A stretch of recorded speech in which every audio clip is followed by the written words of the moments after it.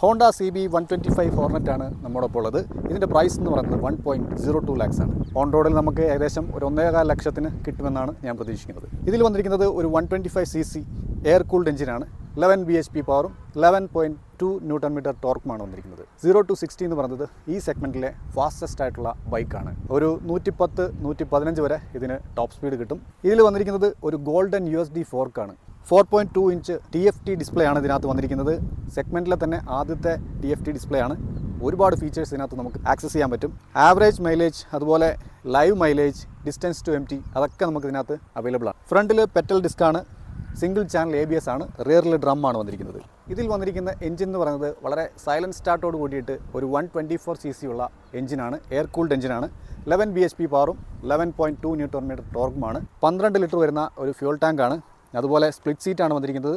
ഫ്രണ്ടിൽ 90 സെക്ഷനും റിയറിൽ 110 സെക്ഷനുമാണ്. Alloy wheels ആണ് വന്നിരിക്കുന്നത്. ട്യൂബ്ലെസ് ടയേഴ്സാണ്. അതുപോലെ സൈഡ് സ്റ്റാൻഡ് കട്ട് ഓഫ് വരുന്നുണ്ട്. പിന്നെ കൂടാതെ C-ടൈപ്പ് ചാർജിങ് പോർട്ട് വരുന്നുണ്ട്.